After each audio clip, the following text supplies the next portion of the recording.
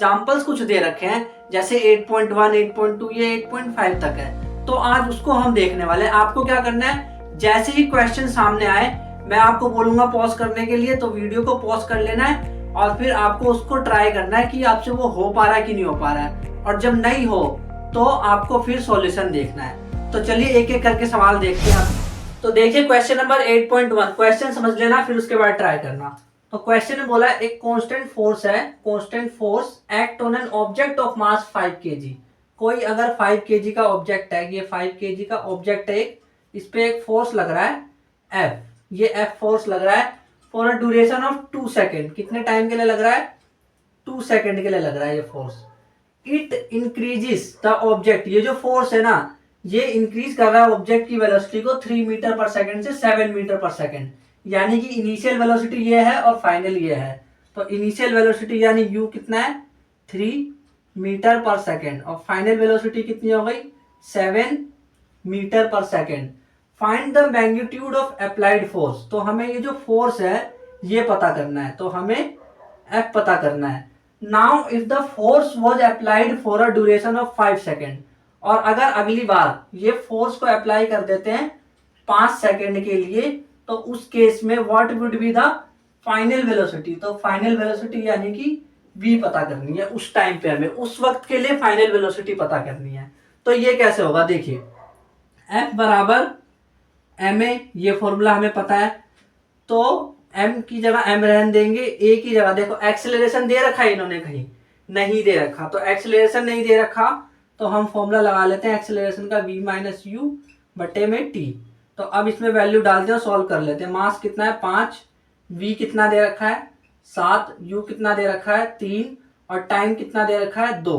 तो अब इसको सॉल्व करते हैं। 5 मल्टीप्लाई 7 में से 3 गए तो 4 बटे में 2, तो ये हो गया 2 दूनी 4, ये हो गया 5 टू जा 10, तो ये हो गया 10 न्यूटन। तो फोर्स कितना आया 10 न्यूटन, और ये कांस्टेंट है। तो अगर ये कांस्टेंट है तो ये क्या इसको इस केस में भी लगा सकते हैं, हाँ, तो F बराबर इसमें भी 10 न्यूटन है। और U कितना है, U तो इनिशियल वेलोसिटी है, वो 3 मीटर पर सेकेंड है, 3 मीटर पर सेकेंड है।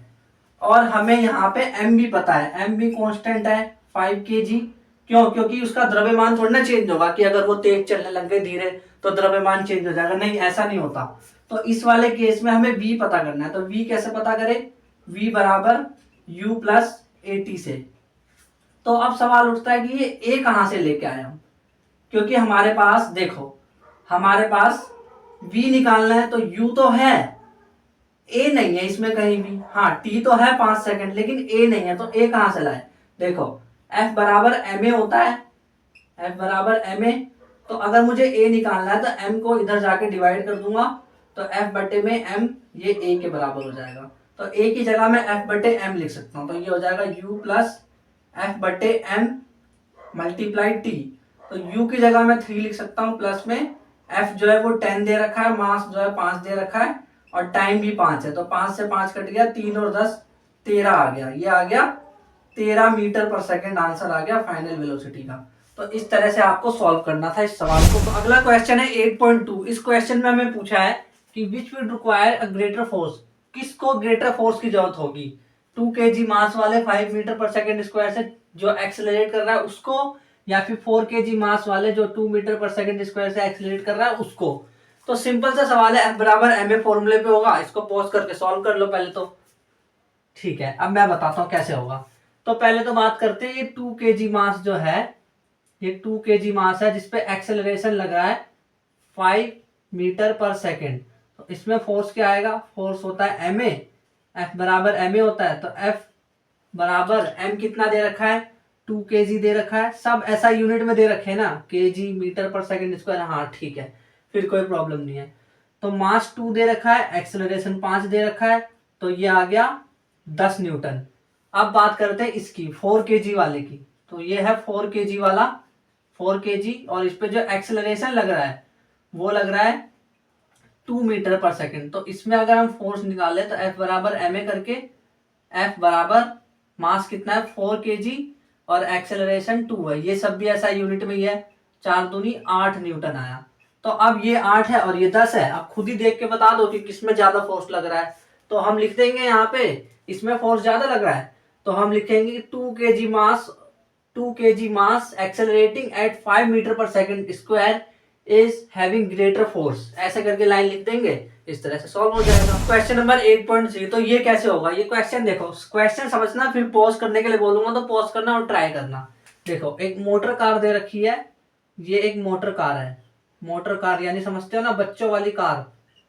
तो ये जो बच्चों वाली कार है, ये motor car is moving with velocity of, ये मूव कर रही है, इसकी वेलोसिटी है 108 किलोमीटर पर आवर, इससे ये मूव कर रही है। And it take 4 second stop after the brake. अब क्या करा इन्होंने, ब्रेक लगाया, और जब ब्रेक लगाया तो कुछ देर बाद ये क्या होगा, ये रुकने वाली है। जब ब्रेक लगाएंगे तो कुछ देर बाद ये रुक जाएगी, तो ये रुक गई यानी कि रेस्ट पे आ गई।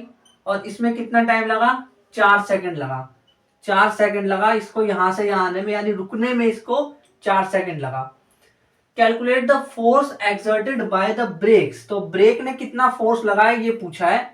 Motor car if the mass along with the passenger, motor car में अगर जो पैसेंजर बैठा है, मोटर कार मतलब ये हो गया, मतलब एक तरह से कार ही है ये, तो इसमें पैसेंजर जो बैठा है उसका मास और प्लस में इस मोटर कार का मास, दोनों का मास मिला के कितना है, वो है 1000 किलोग्राम दे रखा है। तो हमें फोर्स बताना है। तो देखो बड़ा आसान सवाल है, फोर्स का फॉर्मूला पता है हमें, F बराबर ma।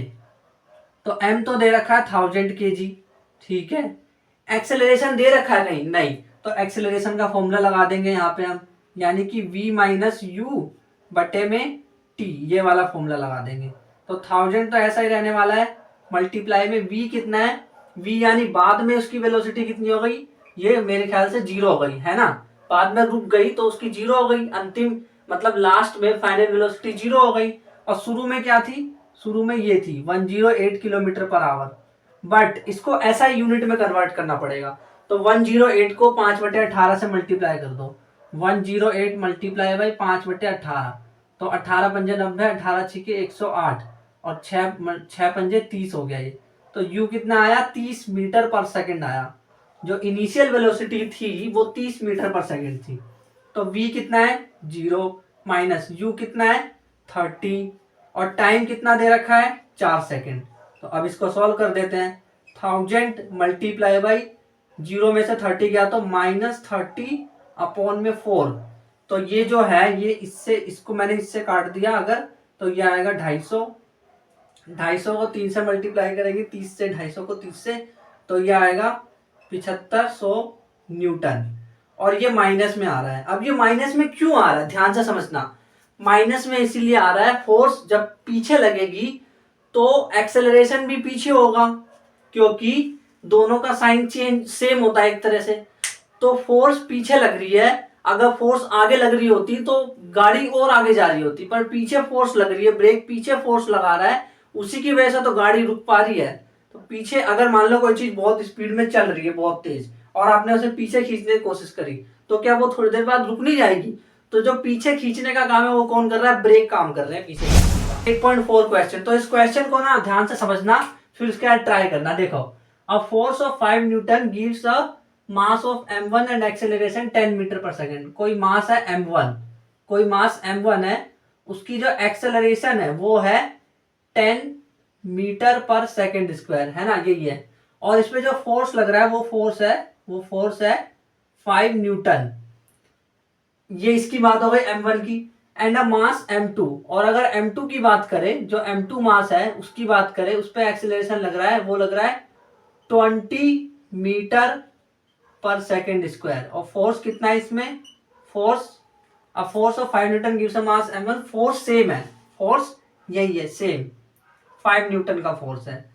तो इसमें पूछा है what acceleration would it give, acceleration क्या होगा अगर दोनों मासेस को एक साथ टाइट कर दिया जाए, यानी कि मैं इन दोनों को एक साथ बांध दूंगा। अब मैं क्या करने जा रहा हूं, m1 और m2 दोनों को मैंने बांध दिया। तो अगर बांध दिया तो अब नया वाला जो मास है, जो नया वाला मास है वो क्या होगा, m1 प्लस m2 हो जाएगा, क्योंकि दोनों का मास जुड़ जाएगा उसमें। तो यहाँ पे इसकी एक्सेलरेशन हमें बतानी है, और फोर्स तो यहाँ पे सेम है 5 न्यूटन, फोर्स सेम रहेगा। तो ये सवाल है, इसको आप पॉज करके पहले तो ट्राई करो। ठीक है, अब मैं बताता हूँ कैसे करना है। तो अगर हमें m1 और m2 मिल जाए तो हमारा काम हो जाएगा। तो देखो f बराबर ma लगाएंगे, f जो है वो 5 है और m जो है वो m1 है और एक्सेलरेशन 10 है। तो यहां से हम m1 निकालेंगे तो m1 आ जाएगा, m1 बराबर 5/10 यानी कि 0.5 kg, ये आ गया m1। अब यहां से m2 निकालते हैं। तो f बराबर ma, f की जगह 5 और m की जगह m2 लिखेंगे और एक्सेलरेशन कितना है 20। तो m2 बराबर 5/20 इधर आ जाएगा /20। तो ये हो जाएगा 0 पॉइंट कितना आ जाएगा, ये 0.25 kg। ये हो गया m1 आ गया, ये m1 आ गया और ये m2 आ गया। अब इसको इसमें रख देंगे और एक्सेलरेशन निकाल लेंगे।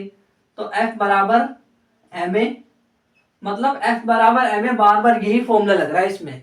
ठीक है, तो ये आया 5 न्यूटन है ये पहले से, और मास हमें नहीं पता, ये m1 प्लस में m2 है और एक्सेलरेशन जो है वही निकालना है हमें।